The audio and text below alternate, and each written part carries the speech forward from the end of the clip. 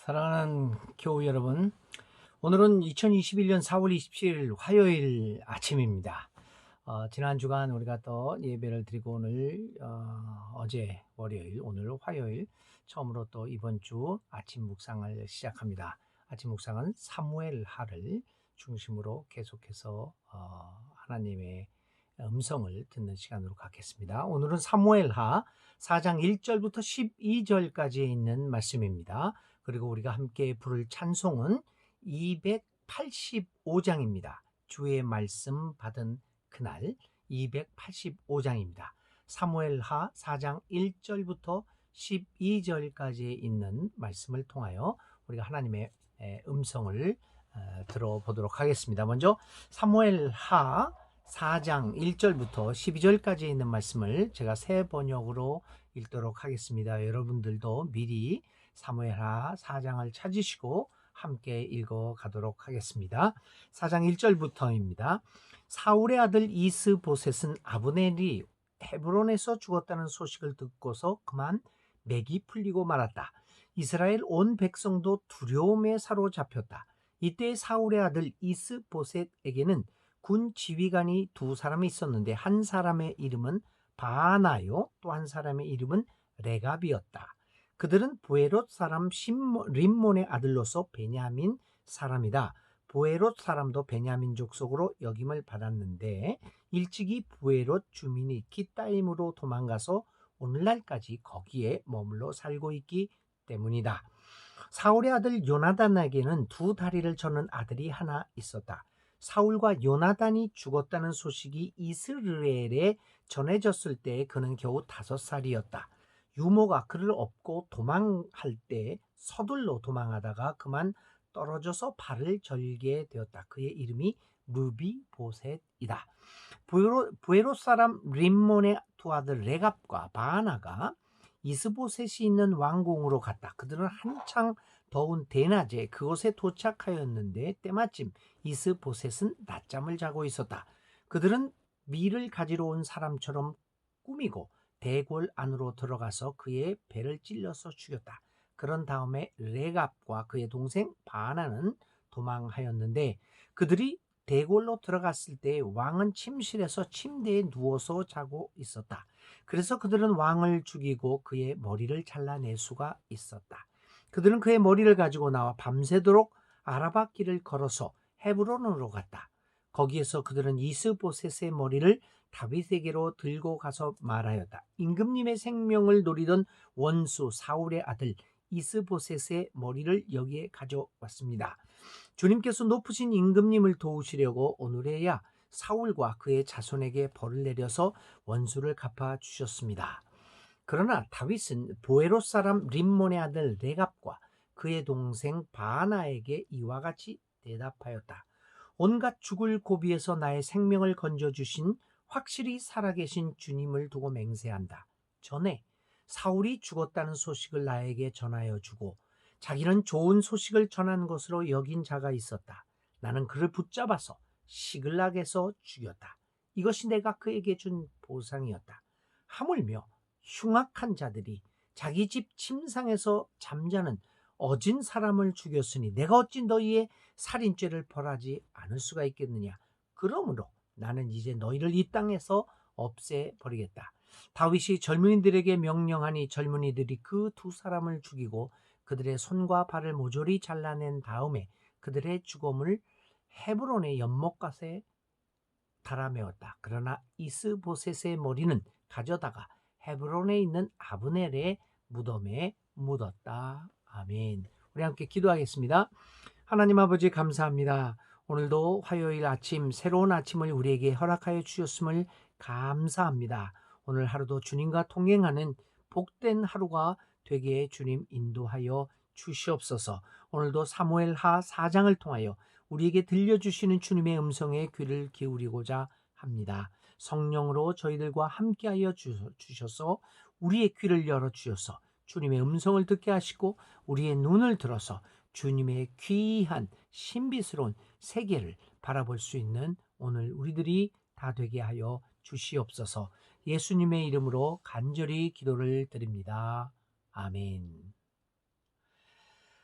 네, 오늘 사무엘하 4장 우리가 읽었습니다. 1절부터 12절까지 있는 말씀입니다. 이 사무엘하 4장에 있는 사건은 뭐 생각해 보면 한 가지죠. 이스보셋, 그러니까 사울이 죽고 나서 사울의 아들 이스보셋이 이스라엘의 왕으로 등극을 하게 됩니다. 그런데 이 이스보셋을 살해하는 사건이 발생하게 됩니다. 이 사건을 다루고 있는 것이 사무엘하 4장의 기록입니다. 자, 이스보셋의 암살 사건, 이 죽음은 사울 왕건이 완벽하게 끝이 났다는 것을 우리에게 확실히 보여주는 사건입니다. 자, 어떤 일이 벌어졌을까요? 이스보셋은 본래 심기가 참 약한 사람이었습니다. 어쩌다 보니까 왕이 되었던 그런 약한 사람이었습니다. 그런데 이스보셋을 보좌하고 있던 군대 장관 아브넬이 그만 배반을 하게 됩니다. 다윗에게로 넘어갔습니다. 근데 그것뿐만 아니라 이 아브넬이 다윗에게로 넘어갔지만 아브넬은 다윗의 부하들에 의해서 이 아브넬이 암살됩니다. 자, 이렇게 아브넬의 배반 소식과 암살 소식이 이스보셋에게 들려지자 이스보셋은 아주 놀라고 두려워하기 시작했습니다. 그는 아주 여기서 보니까 우리 1절에 보니까 뭐냐면 그만 맥이 풀리고 말았다. 성경은 얘기합니다. 의기소침해집니다. 그것으로 인하여 그는 이미 이스라엘을 통치할 기운을 상실하고 말았습니다. 본래 이스보셋은 통치 기반 없이 왕이 되었던 사람입니다. 그런데 여기서 그를 가장 든든하게 지원해 주었던 아브넬을 잃고 나서는 그는 더욱 곤경에 빠지게 되었습니다. 이런 상황에서 이스라엘의 내부에서 혼란이 나게 되는 것은 당연한 일이었습니다. 결국 이스보셋은 자신의 군 지휘관인 바하나와 레갑 두 군 지휘관에 의하여 암살을 당하게 됩니다. 이들은 이스보셋이 낮잠을 즐기고 있을 때 몰래 왕의 처소로 들어가서 그를 죽이고 맙니다. 이로써 이스보셋의 죽음으로 인하여 사울 왕의 과문은 완전하게 몰살을 당하게 되고 완전히 멸망당하는 비운을 맞이하게 됩니다. 한 시대를 풍미했던 사울 왕의 가문, 화려했던 그의 가문이 당대를 넘기지 못하고 그 영광을 후대에 남겨주지 못하면서 그렇게 허무하게 막을 내리고 말았습니다. 왜 이렇게 화려하게 등장했던 사울 가문이 이렇게 쓸쓸하게 역사의 뒷무대로 사라지고 마는 것일까요? 왜 이런 일이 하였을까요? 성경은 여기에 대하여, 이 이유에 대하여 무엇보다도 사울 왕이 하나님을 배반하였음을 강조하고 있습니다.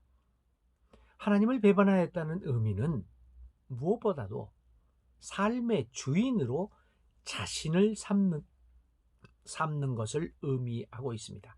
하나님이 내 삶의 중심이 아니라 내가 내 삶의 중심이 되는 것을 의미하고 있습니다. 사울은 왕이 된 후에 조금씩 하나님을 삶의 중심에서 밀어냈습니다. 그리고 하나님이 밀려난 그 자리에 자신이 그 자리를 점차 차지하기 시작했습니다. 그래서 그는 모든 것을 자신의 세계를 중심으로 판단하기 시작했고 또 그렇게 함으로써 그는 점차 하나님으로부터 고립되어 갔습니다. 여러분, 이것이 결국 사울로 하여금 파멸의 길을 걷도록 만들었습니다. 하나님을 떠난다는 것은 이처럼 나의 삶을 파괴적으로 만들어 간다는 것을 우리는 깊게 명심해야 하겠습니다. 하나님으로부터 멀어져 간, 하나님으로부터 고립되어 감, 그것이 이렇게 사울의 가문을 철저히 파멸하고 있습니다. 성경은 사울 가문의 철저한 패망을 보도하면서, 그런데 그 가운데 또 오늘의 기록을 통하여 사울의 아들의 하나인 무비보셋이라고 하는 사람에 대한 이야기를 잠깐 남기고 있습니다. 무비보셋은 누구였습니까? 사울 왕의 아들 요나단의 아들 중에서 유일하게 남겨진 아들이었는데, 어렸을 때 사고로 그만 다리를 저는 지체 부자유자가 되었습니다. 성경은 그것을 기록으로 남겨두고 있습니다. 그러면서 다시 한번 사울 왕의 가문이 마치 지체 부자유의 사람처럼 그렇게 허물어져 간 집안이 되었음을 가르쳐 주고 있습니다. 당시의 세계에서 지체 부자유라는 상황을 신의 저주와 연관시키는 인생관이, 그러한 세계관이 통용되어 있던 것을 감안하여 볼 때 오늘의 성서 기록은 사울 왕의 가문이 결국 하나님의 심판을 받았다고 하는 것을 상기시켜 주고 있습니다. 사울 왕의 가문의 몰락을 우연의 일치로 보지 않고 있는 성서의 생각을 엿볼 수 있는 매우 짧은 기록입니다. 자, 이렇게 무비보셋의 대한 기록을 잠깐 언급한 후에 다시 이제 이 사무엘하 4장은 이스보셋의 암살 사건을 대한 이야기를 계속하고 있습니다. 자, 이스보셋을 죽인 이 레갑과 그의 동생 바나는 두 사람은 곧바로 다윗에게 투항합니다.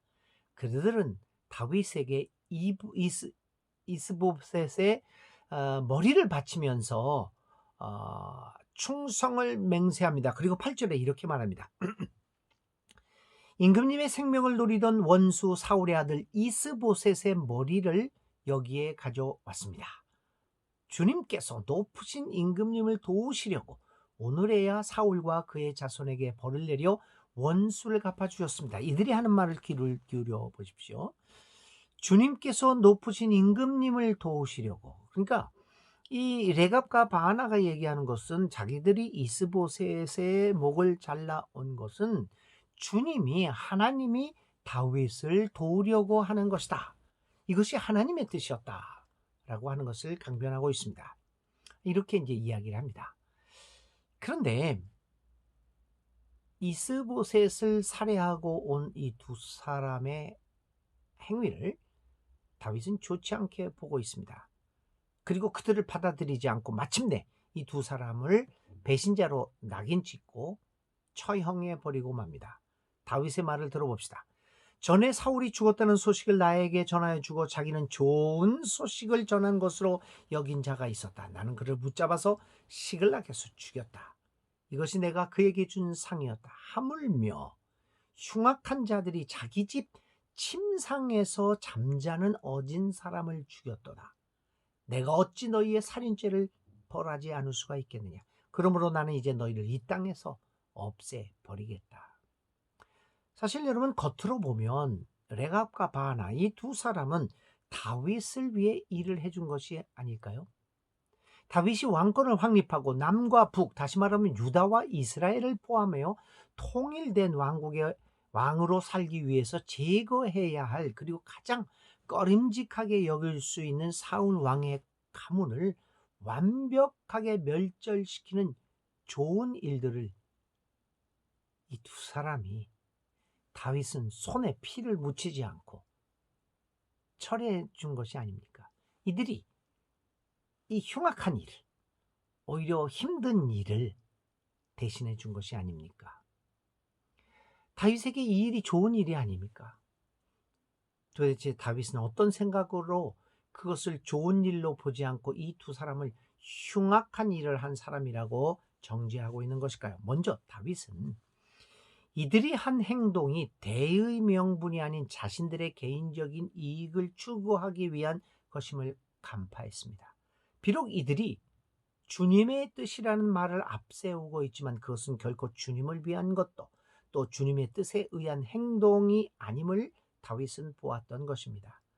그들은 사실 다윗에게 잘 보이려고 그리고 다윗의 마음에 드는 선물을 가져감으로써 이스보셋 휘하에서 그들이 누리던 기득권을 다윗 휘하에서도 똑같이 누리려고 하는 속셈이 있었던 것입니다. 이 레갑과 바하나 이 두 사람은 누구를 섬기는지 자신의 상관이 누구이든지 상관없이 그저 내가 오늘 누리고 있는 위상과 기득권만 보호된다면 이 사람을 섬기든지 저 사람을 섬기든지 무슨 일이든지 하는 파렴치한 사람들의 모습이었습니다. 이들에게는 명분이나 정의라고 하는 단어는 무의미했습니다. 그들의 행동 여부를 결정짓는 유일한 가치관은 개인적인 삶의 영달과 성공입니다. 그래서 그들은 이스보셋의 머리를 잘라서 다윗에게로 가져갔고 다윗은 이들의 행위를 명분도 없이 정의도 없이 오직 자신들의 기득권을 유지하기 위하여 한 그 행동의 의도를 간파하고 이를 흉측한 일이라고 규정했던 것입니다. 그런데 오늘 우리들도 마찬가지가 아닌가 합니다. 성공을 이루게 해주겠다고 하면 우리는 누구를 어떤 방식으로 섬기는지 상관하지 않는 것이 아닐까요? 그저 우리를 성공하고 부자 되게 해주겠다고 하면 우리는 그를 우리의 지도자로 모시는 것이 아닐까요? 그가 정의롭든지 상관없습니다. 누가 되든지. 그죠? 나를 부자 되게 만들면 되는 것입니까? 오늘 우리들의 마음속에는 무엇이 옳은가 보다는 무엇이 우리를 성공하게 하는가가 자리 잡고 있는 것은 아닐까요? 요즘 우리 교회가 새로운 담임 목사를 청빙하는 과정에 있습니다. 여러분들 생각에는 어떤 의도를 가지고 있습니까? 어떻게든지 우리 교회를 안정적으로 운영하고 그저 나를 잘 돌보아주고 우리 교회를 사람이 많은 부흥하는 그 교회로 만들어주기를 바라십니까? 그런 사람을 우리들은 원하는 것일까요? 도대체 우리는 무엇을 원하는 것일까요? 무엇이 옳은가? 그것일까요? 아니면 무엇이 우리를 편안하게 해주는 것일까? 이것을 생각하는 걸까요? 우리 교회뿐만 아니라 많은 교회들이 담임 목사나 이런 특별히 이제 담임 목사죠. 담임 목사를 청빙하게 될 때 무엇보다도 주목하고 있는 것이 우리 교회를 부흥시킬까? 라고 하는 것이 오늘 우리들을 마음을 사로잡고 있는 가치관입니다. 그런데 여러분, 이것보다 더 중요한 것이 있습니다. 어떤 사람이 하나님의 나라의 가치관, 정의와 생명과 평화와 사랑의 가치관을 잘 구현해낼 수 있을까? 이것이 우리에게 가장 중요합니다. 오늘 우리들의 마음속에서는 도대체 무엇이 있을까요? 여러분, 하나님의 사람들이 이 레갑과 바나처럼 자신들의 이익을 먼저 앞세워서는 안 됩니다. 결국 정의보다 하나님 나라의 가치관보다 자기 기득권을 앞세우는 행동은 우리 모두의 삶을 파멸로 이끌어갈 것이기 때문입니다.